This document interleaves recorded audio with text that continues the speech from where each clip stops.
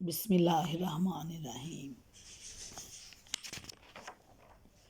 فاصبر صبرا جمیلا، پس اے نبی صلی اللہ علیہ وآلہ وسلم صبر کرو، شائستہ صبر، اچھا صبر۔ انہم یرونہ بعیدا، یہ لوگ اسے دور سمجھتے ہیں، ونراہ قریبا، اور ہم اسے قریب دیکھ رہے ہیں، قیامت والے دن کو۔ یوم تکون السماء کالمہل، اور وہ عذاب اس روز ہوگا جس روز آسمان پگھلی ہوئی چاندی کی طرح ہو جائے گا۔ وَتَكُونُ الْجِبَالُ كَالْعِهْنِ، اور پہاڑ دھنکی ہوئی رنگین یا رنگ برنگ دھنکے ہوئے اون کی جیسے ہو جائیں گے۔ وَلَا يَسْأَلُ حَمِيمٌ حَمِيمًا، اس روز کوئی جگری دوست اپنے جگری دوست کو نہ پوچھے گا۔ يُبَصَّرُونَهُمْ يَوَدُّ الْمُجْرِمُ لَوْ يَفْتَدِي مِنْ عَذَابِ يَوْمَئِذٍ بِبَنِيهِ، حالانکہ وہ ایک دوسرے کو دکھائے جائیں گے، مجرم چاہے گا کہ اس دن کے عذاب سے بچنے کے لیے وصاحباتہ واخیہ، اپنی بیوی کو، اپنے بھائی کو، وفصیلاتہ اللاتی تؤویہ، اور اپنے قریب ترین خاندان کو جو اسے پناہ دینے والا تھا، ومن فی الارض جمیعا، اور وہ زمین کے سب لوگوں کو فدیہ میں دے دے اور نجات حاصل کر لے۔ کلا، ہرگز نہیں، انہا لظی نزاعۃ للشویٰ، تدعو من ادبر وتولی وجمع فأوعی، ان الانسان خلق ہلوعا اذا مسہ الشر جزوعا، ہرگز نہیں، وہ تو بھڑکتی ہوئی آگ کی لپٹ ہوگی جو گوشت پوست کو چاٹ جائے گی، پکار پکار کر اپنی طرف بلائے گی ہر اس شخص کو جس نے حق سے منہ موڑا اور پیٹھ پھیری اور مال جمع کیا اور سینت سینت کر رکھا۔ جمع فأوعی، یعنی ایسا صبر جو ایک عالی ظرف انسان کے شایان شان ہے۔ اس کے دو مطلب ہیں، ایک یہ کہ لوگ اسے بعید از امکان سمجھتے ہیں، لوگ قیامت کو بہت دور توقع کر رہے ہیں، حالانکہ یہ بہت نزدیک ہے۔ آپ دیکھیں جیسے ایک بندہ سفر کرتا ہے بائی ٹرین، تو اس کو ایک شہر کے بعد جڑا ہوا دوسرا شہر آدھے گھنٹے بعد نظر آئے گا، اس کے بعد تیسرا شہر آدھے گھنٹے بعد۔ اگر آپ ذرا بلندی پہ جائیں طیارے پہ تو تینوں شہر جڑے ہوئے آپ کو با یک وقت نظر آئیں گے۔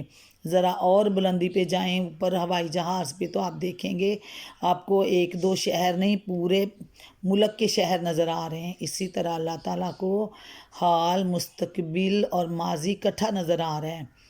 تو اللہ تعالیٰ یہ کہہ رہے ہیں یہاں پہ کہ آپ اس کو دور سمجھتے ہو قیامت کو، حالانکہ وہ بہت قریب ہے، وہ آپ کے مستقبل کے ساتھ جڑی ہوئی ہے۔ ماضی، حال، مستقبل اللہ تعالیٰ کو اکٹھا نظر آ رہا ہے ایک ہی نظر میں۔ ہمیں دور لگتا ہے لیکن قیامت اللہ کے نزدیک بہت نزدیک ہے۔ یہاں یہ مطلب ہے کہ یہ لوگ اسے بعید از امکان سمجھتے ہیں کہ وہ بہت دور ہے، ہمارے نزدیک وہ قریب الوقوع ہے۔ وہ دوسرا مطلب یہ ہے کہ لوگ قیامت کو بڑی دور کی چیز سمجھتے ہیں اور ہماری نگاہ میں وہ اس قدر قریب ہے، گویا پیش آنے والی ہے، کل پیش آنے والی ہے۔ یعنی وہ آج آپ کو آج کا دن لمبا لگ رہا ہے لیکن اللہ تعالیٰ کو ماضی، حال اور مستقبل کٹھے نظر آ رہے ہیں، وہ بالکل ساتھ ہی جڑی ہوئی ہے قیامت کا روز، قیامت کی گھڑی۔ مفسرین میں سے ایک گروہ نے اس فکرے کا تعلق فی یوم کانا مقدار 50,000 سنۃ سے مانا ہے، اور وہ کہتے ہیں کہ 50,000 سال کی مدت جس دن کی بتائی گئی ہے اس سے مراد قیامت کا دن ہے۔ مسند احمد اور تفسیر ابن جریر میں حضرت ابو سعید خدری سے روایت ہے، نقل کی گئی کہ رسول اللہ صلی اللہ علیہ وآلہ وسلم سے اس آیت کے متعلق عرض کیا گیا کہ وہ تو بڑی ہی طویل دن ہوگا، بڑا ہی طویل دن ہوگا، یا بڑی طویل گھڑی والا دن ہوگا۔ اس پر آپ صلی اللہ علیہ وآلہ وسلم نے فرمایا، اس ذات کی قسم جس کے ہاتھ میں میری جان ہے، دنیا میں ایک فرض نماز پڑھنے میں جتنا وقت لگتا ہے مومن کے لیے وہ دن اس سے بھی زیادہ ہلکا ہوگا۔ یعنی قیامت کی گھڑی، قیامت کا دن، مسلمان جو یقین رکھنے والا، ایمان والا مسلمان ہے، دکھاوے کا نہیں ہے، منافق نہیں ہے، اس کے لیے یہ گھڑی بہت آسان ہوگی۔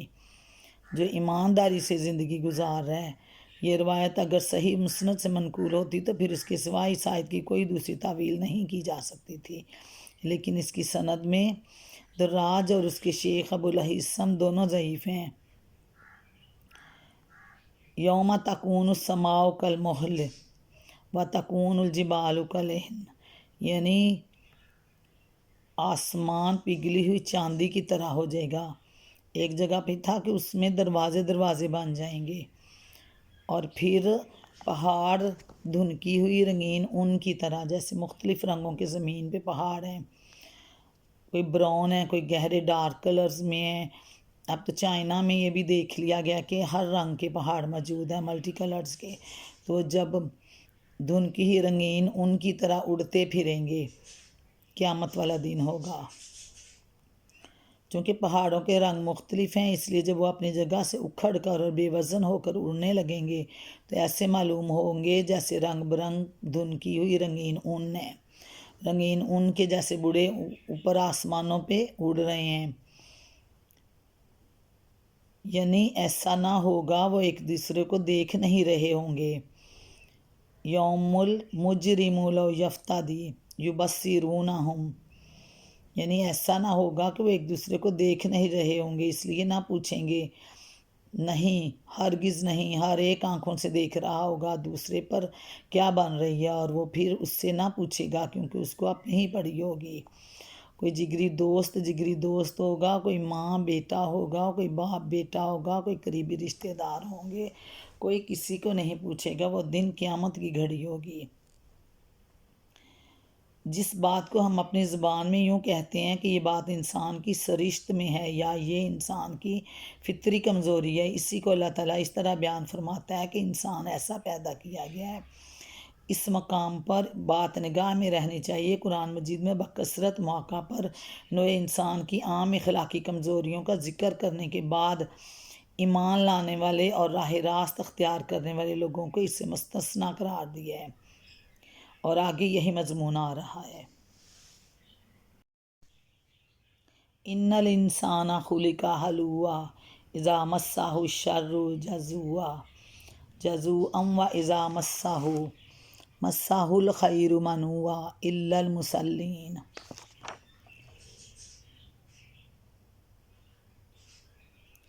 انسان تھوڑے دلا پیدا کیا گیا ہے، تھوڑے دل والا، جب اس پر مصیبت آتی ہے تو گھبرا اٹھتا ہے، اور جب اسے خوشحالی نصیب ہوتی ہے تو بخل کرنے لگتا ہے۔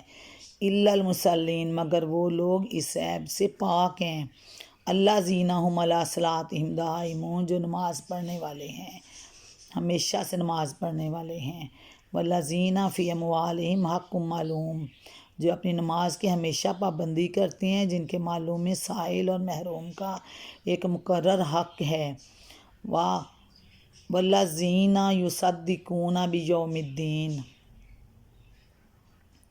جو روز جزا کو برحق مانتے ہیں، والذین ھم من عذاب ربہم مشفقون، اور جو اپنے رب کے عذاب سے ڈرتے ہیں، کیونکہ ان کے رب کا عذاب ایسی چیز نہیں ہے جس سے کوئی بے خوف ہو۔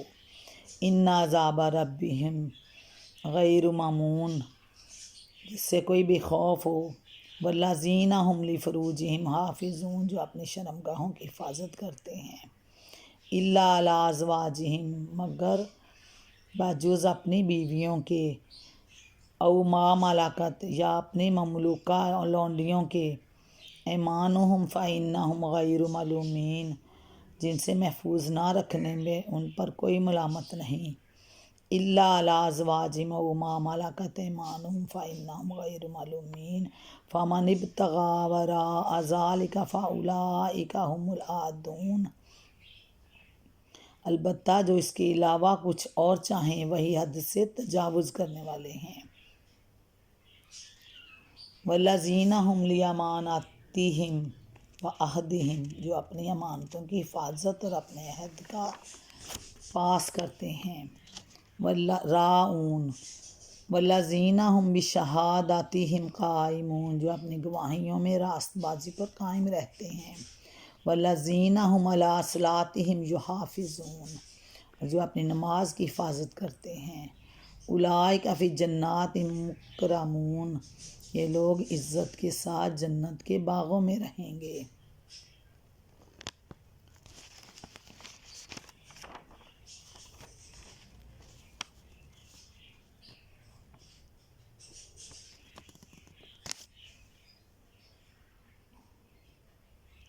یعنی دنیا میں اپنے آپ کو غیر ذمہ دار، غیر جواب دہ نہیں سمجھتے، بلکہ اس بات پر یقین رکھتے ہیں کہ ایک دن انہیں اپنے خدا کے حضور حاضر ہو کر اپنے اعمال کا حساب دینا ہے۔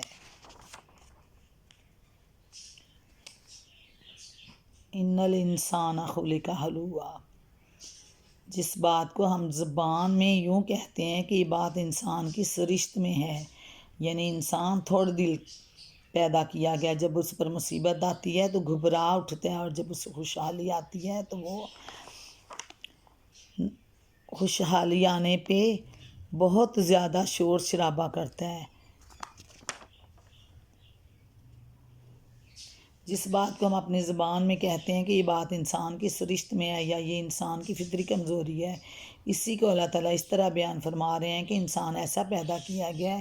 اس مقام پر یہ بات نگاہ میں رہنی چاہیے کہ قرآن مجید میں بکثرت موقع پر نوع انسانی کی عام اخلاقی کمزوریوں کو ذکر کرنے کے بعد ایمان لانے والے اور راہ راست اختیار کرنے والے لوگوں کا اس سے مستثنیٰ قرار دیا گیا ہے۔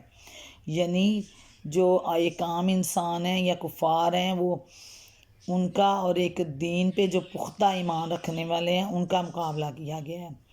مضمون آگے کی آیات میں بھی آ رہا ہے، اور اسی حقیقت خود بخود واضح ہو گئی کہ پیدائشی کمزوریاں ناقابل تغیر و تبدل نہیں ہیں، بلکہ انسان اگر خدا کی بھیجی ہوئی ہدایت کو قبول کر کے اپنے نفس کی اصلاح کر لے اور عملاً کوشش کرے تو وہ ان برائیوں کو یا ان کمزوریوں کو دور کر سکتا ہے۔ اگر وہ نفس کی باگیں ڈھیلی چھوڑ دے تو یہ اس کے اندر راسخ ہو جائیں گی۔ کسی شخص کا نماز پڑھ لینا لازماً یہ معنی رکھتا ہے کہ وہ اللہ اور اس کے رسول اور اس کی کتاب اور آخرت پر ایمان بھی رکھتا ہے۔ الا المصلین، یہ جو کمزوریاں ہیں، جو نصیب ان کے خوشحالی ہوتی ہے یا ان کو کسی قسم کی کوئی شکست ناکامی ملتی ہے تو اس مصیبت آتی ہے تو گھبراہٹ ہوتا ہے، اور کامیابی پہ اسے خوشی ہوتی ہے تو وہ بہت زیادہ خوشی کرتا ہے۔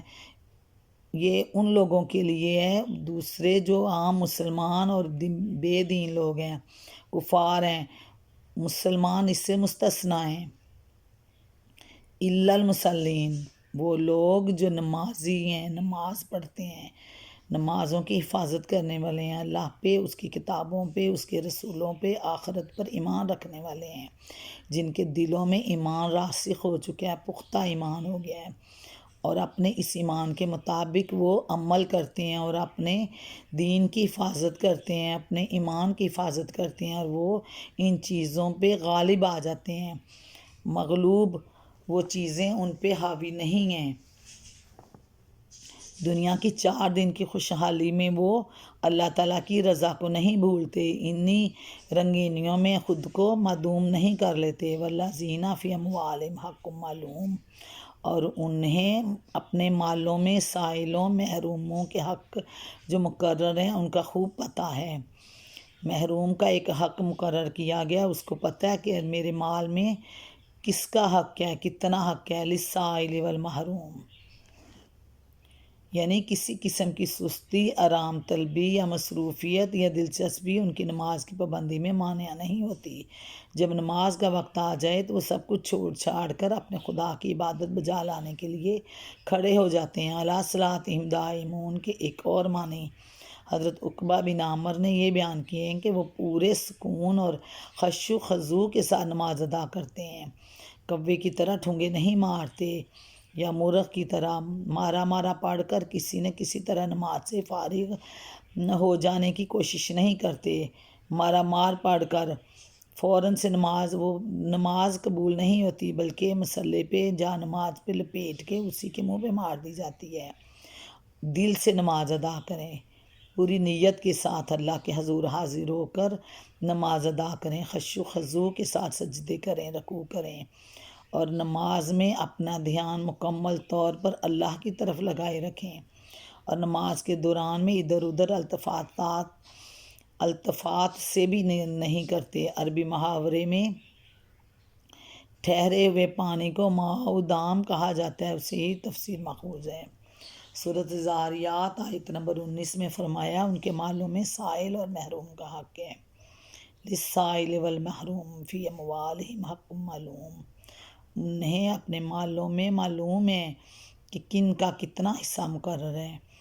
ان کے مالوں میں سائل اور محروم کا حق ہے، اور یہی فرمایا کہ ان کے مالوں میں سائل اور محروم کا ایک مقرر حق ہے۔ بعض لوگوں نے اس سے سمجھا کہ مقرر حق سے مراد فرض زکوٰۃ ہے، کیونکہ اسی میں نصاب اور شرع دونوں چیزیں مقرر کر دی گئی ہیں، لیکن یہ تفسیر اس بنا پر قابل قبول نہیں کہ سورۃ معارج بالاتفاق مکی ہے اور زکوٰۃ ایک مخصوص نصاب اور شرع کے ساتھ مدینہ میں فرض ہوئی۔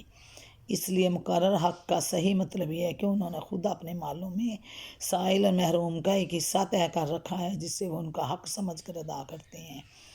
یہی معنی حضرت عبداللہ بن عباس رضی اللہ تعالیٰ عنہ، حضرت عبداللہ بن عمر، مجاہد، شعبی اور ابراہیم نخعی نے بیان کیے ہیں۔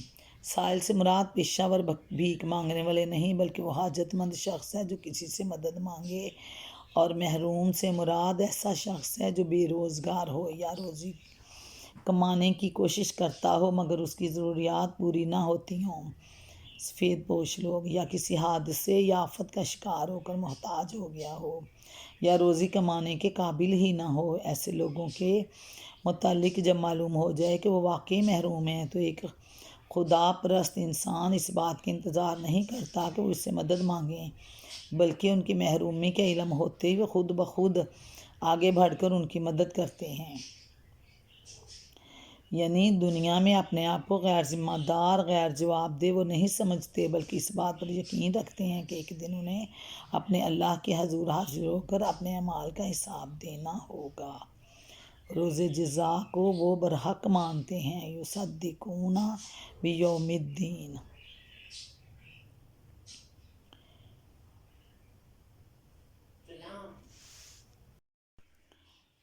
بالفاظ دیگر ان کا حال کفار کی طرح نہیں ہے، جو دنیا میں ہر قسم کے گناہ اور جرائم اور ظلم و ستم کر کے بھی اللہ سے نہیں ڈرتے، بلکہ وہ اپنی حد تک اخلاق اور اعمال میں نیک رویہ اختیار کرنے کے باوجود اللہ سے ڈرتے رہتے ہیں، اور یہ اندیشہ ان کو لاحق رہتا ہے کہیں اللہ کی عدالت میں ہماری کوتاہیاں ہماری نیکیوں سے بڑھ کر نہ نکلیں اور ہم سزا کے مستحق نہ قرار پا جائیں۔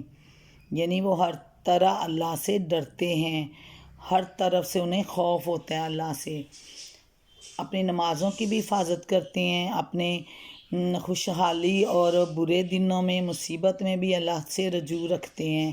یعنی وہ آپے سے باہر نہیں ہوتے کہ خوشی کو بہت زیادہ سیلیبریٹ کریں، بلکہ ان کو ہر حالت میں اللہ کا خوف ہوتا ہے، ان کو آخرت کا دن مد نظر ہوتا ہے۔ اب مومنین کی ایک اور صفت ہے کہ وہ اپنی شرمگاہوں کی حفاظت کرتے ہیں، یعنی وہ زنا سے پرہیز کرتے ہیں، عریانی سے پرہیز کرتے ہیں، اپنے ایمان کی حفاظت کے ساتھ ساتھ اپنے عقیدوں کی حفاظت کرتے ہیں، اپنی بیویوں، اپنی مملوکہ عورتوں کے علاوہ جو ان پہ اللہ تعالیٰ نے حلال کر دی گئی ہیں، کوئی دوسرا راستہ اختیار نہیں کرتے، البتہ جو اس کے علاوہ کچھ اور چاہیں وہی حد سے تجاوز کرنے والے ہیں، یعنی جو اس سے ہٹ کے دوسری راہوں پہ چلتے ہیں۔ فَأُولَٰئِکَ هُمُ الْعَادُونَ، وہی لوگ حد سے تجاوز کرنے والے ہیں۔ وَالَّذِينَ هُمْ لِأَمَانَاتِهِمْ وَعَهْدِهِمْ، جو اپنی امانتوں کی حفاظت اور اپنے عہد کا پاس کرتے ہیں۔ مومنین کی آگے صفات بیان ہو رہی ہیں، جو اپنی امانتوں کی حفاظت اور اپنے عہد کا پاس کرتے ہیں، یعنی جو کوئی وعدہ کر لیتے ہیں پھر اس کو نبھاتے ہیں۔ وَالَّذِينَ هُمْ بِشَهَادَاتِهِمْ قَائِمُونَ، جو اپنی گواہیوں میں راست بازی پر قائم رہتے ہیں۔ وَالَّذِينَ هُمْ عَلَىٰ صَلَاتِهِمْ يُحَافِظُونَ، جو اپنی نماز کی حفاظت کرتے ہیں۔ اولئک فی جنات مکرمون، یہ لوگ عزت کے ساتھ جنت کے باغوں میں رہیں گے۔ جنات مکرمون، جنت کے باغات میں اللہ تعالیٰ انہیں خوش آمدید کہیں گے، ان کی عزت افزائی کی جائے گی۔ یعنی وہ لوگ جو اپنے وعدوں کی پاسداری کرتے ہیں، اپنے گواہوں کی پاسداری کرتے ہیں، گواہی جھوٹی نہیں دیتے، ہر طرح سے اپنے ایمان کی حفاظت کرتے ہیں، نمازوں کی حفاظت کرتے ہیں۔ یعنی صرف نماز پڑھ لینا نہیں، نماز پڑھ کے خود کو گناہوں سے بچانا، یہ اصل کام ہے نماز کی حفاظت۔ وقت پہ پابندی کے ساتھ 5 وقت نماز پڑھیں اور اپنے دین کو بچائیں برائیوں سے۔ ایک نماز سے دوسری نماز تک آپ خود کو برائی سے بچائیں، تاکہ جب اگلی نماز میں اللہ کے حضور حاضر ہونا ہے تو خدا کے حضور سرخرو ہو سکیں۔ برائیاں کر کے، وہی جھوٹی گواہیاں دے کے، اپنے عہد توڑ کے دوبارہ نماز میں کھڑے ہونا نماز کی حفاظت نہیں ہے۔ وقت کی پابندی کے ساتھ ساتھ اپنے ایمان کی حفاظت بھی ہے۔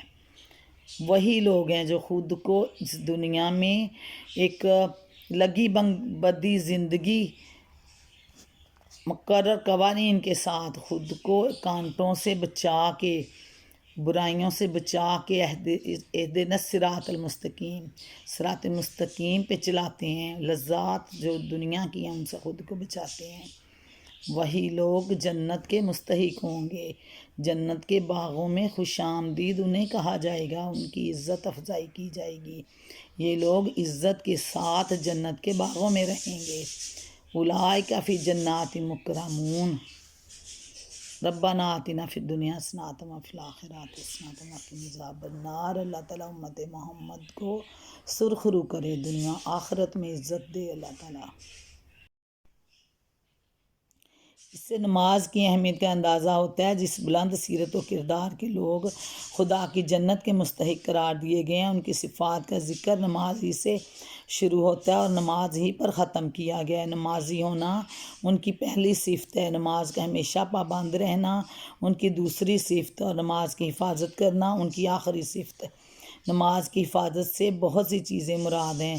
وقت پر نماز ادا کرنا، نماز سے پہلے ہی اطمینان کر لینا، جسم اور کپڑے پاک ہیں، باوضو ہونا اور وضو میں اعضاء کو اچھی طرح دھونا، ارکان اور واجبات اور مستحجبات نماز کو ٹھیک ادا کرنا، نماز کے آداب کو پوری طرح ملحوظ رکھنا، خدا کی نافرمانیاں کر کے اپنی نمازوں کو ضائع نہ کرنا، یہ سب چیزیں نماز کی حفاظت میں شامل ہیں۔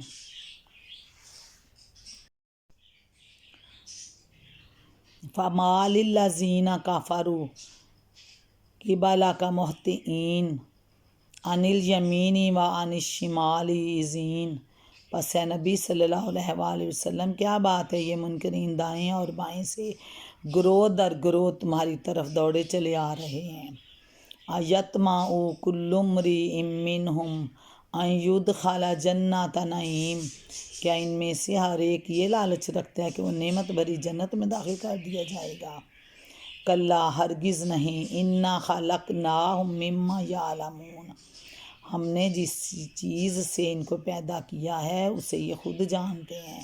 فلا اقسم برب المشارق والمغارب، پس نہیں میں قسم کھاتا ہوں مشرقوں اور مغربوں کے مالک کی، انا لقادرون، ہم اس پر قادر ہیں، علی ان نبدل خیرا منہم وما نحن بمسبوقین،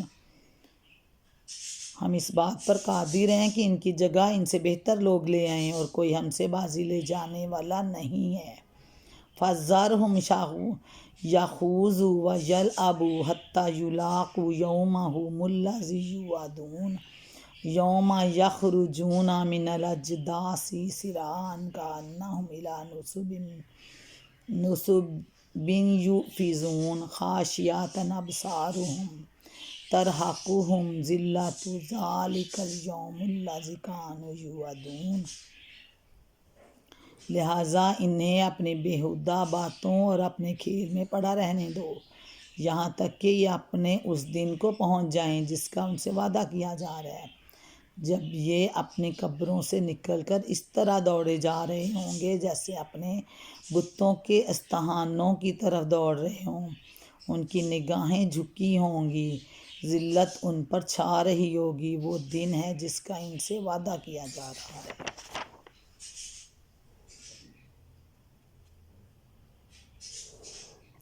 یہ ان لوگوں کا ذکر ہے جو نبی اکرم صلی اللہ علیہ وآلہ وسلم کی دعوت و تبلیغ اور تلاوت قرآن کی آواز سن کر مذاق اڑاتے تھے اور آواز کسنے کے لیے چاروں طرف سے دوڑے پڑتے تھے۔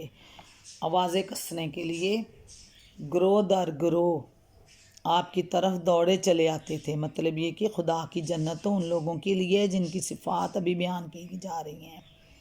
مومنین کی جو صفات بیان کی ہیں، جنت ان کے لیے ہے۔ اب کیا یہ لوگ خود کو جنت کا حقدار سمجھتے ہیں؟ جو حق بات سننا ایک گوارا نہیں کرتے اور حق کو آواز کو دبا دینے کے لیے یوں دوڑے چلے آ رہے ہیں، جنت کے امیدوار ہو سکتے ہیں؟ کیا خدا نے اپنی جنت ایسے لوگوں کے لیے بنائی ہے؟ جو اس مقام پر سورۃ قلم کی آیت نمبر 34-41 بھی پیش نظر رکھنی چاہیے، جن میں کفار مکہ کو ان کی اس بات کا جواب دیا گیا کہ آخرت اگر ہوئی بھی تو وہاں وہ اسی طرح مزے کریں گے جس طرح دنیا میں کر رہے ہیں، اور محمد صلی اللہ علیہ وآلہ وسلم پر ایمان لانے والا اسی طرح خستہ حال رہیں گے جس طرح آج دنیا میں ہیں۔ اس مقام پر اس فقرے کے دو معنی ہیں۔ مضمون سابق کے ساتھ اس کا تعلق مانا جائے تو مطلب یہ ہوگا کہ جس مادے سے یہ لوگ بنے ہیں اس کے لحاظ سے تو سب انسان یکساں ہیں، مگر وہ مادہ ہی انسان کی جنت میں جانے کا سبب ہو تو نیک و بد، ظالم و عادل، مجرم بے گناہ سبھی کو جنت میں جانا چاہیے۔ لیکن معمولی عقل ہی یہ فیصلہ کرنے کے لیے کافی ہے کہ جنت کا استحقاق انسان کے مادہ تخلیقی بنا پر نہیں بلکہ صرف اسی کے اوصاف کے لحاظ سے پیدا ہوگا۔ اور اگر اس فقرے کو بعد کے مضمون کی تمہید سمجھا جائے،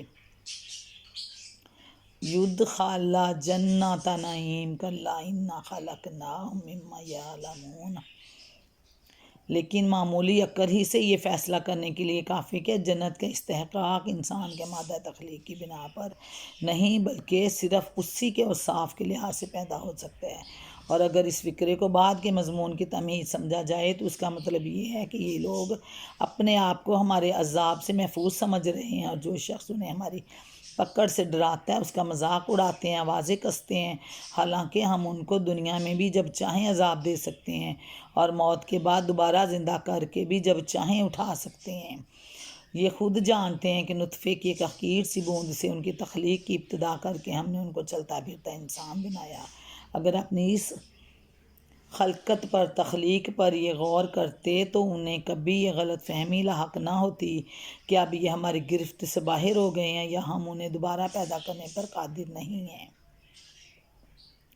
یعنی بات وہ نہیں جو انہیں سمجھ رکھی ہے، یہاں اللہ تعالیٰ نے خود اپنی ذات کی قسم کھائی ہے۔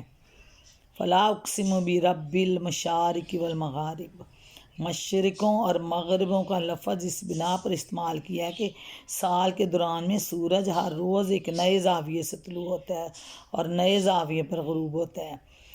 نیز زمین کے مختلف حصوں پر سورج الگ الگ اوقات میں پے در پہ طلوع اور غروب ہوتا چلا جاتا ہے۔ یعنی دنیا میں اس زمین پہ ہر لمحہ، ہر منٹ سورج کسی نہ کسی مقام سے طلوع ہو رہا ہے اور کسی نہ کسی دیگر مقام پہ غروب ہو رہا ہے، یعنی اس کے مشرق کے مقامات بدل رہے ہیں اور غروب ہونے کے مقامات بھی بدل رہے ہیں۔ ان اعتبارات سے مشرق اور مغرب ایک نہیں ہیں بلکہ بہت سے ہیں۔ یعنی اب تو دنیا گلوبل کی طرح سمٹ آئی ہے، ایک گاؤں میں کی طرح۔ پتہ چل چکا ہے کہ ہر منٹ کہیں نہ کہیں فجر کی اذان ہو رہی ہوتی ہے، یعنی مشرق بدل کے ہو رہا ہے۔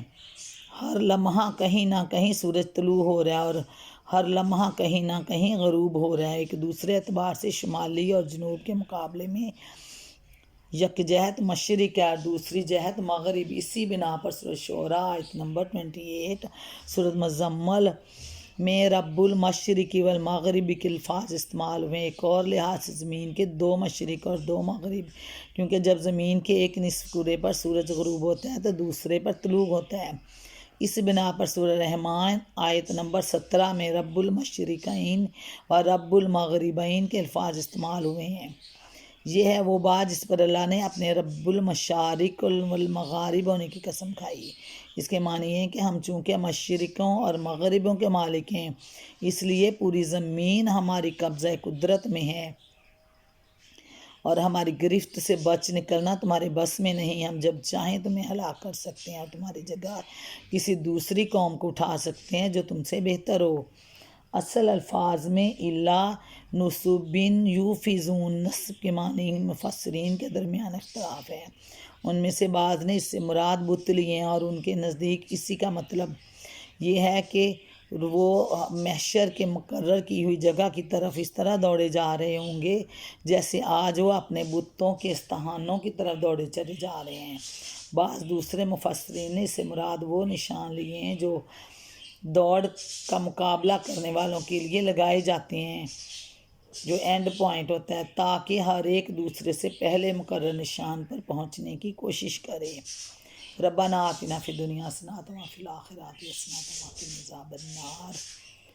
یہ تھے کفار کی نشانیاں اور مومنین کی صفات. اللہ تعالیٰ ہمیں دنیا و آخرت میں سرخرو کرے. امت محمد کو اللہ تعالیٰ جنت کے اعلیٰ مقام عطا کرے. دنیا میں بھی عزت کی زندگی اور آخرت میں بھی عزت سرخرو کرے. اللہ حافظ. السلام علیکم ورحمۃ اللہ وبرکاتہ.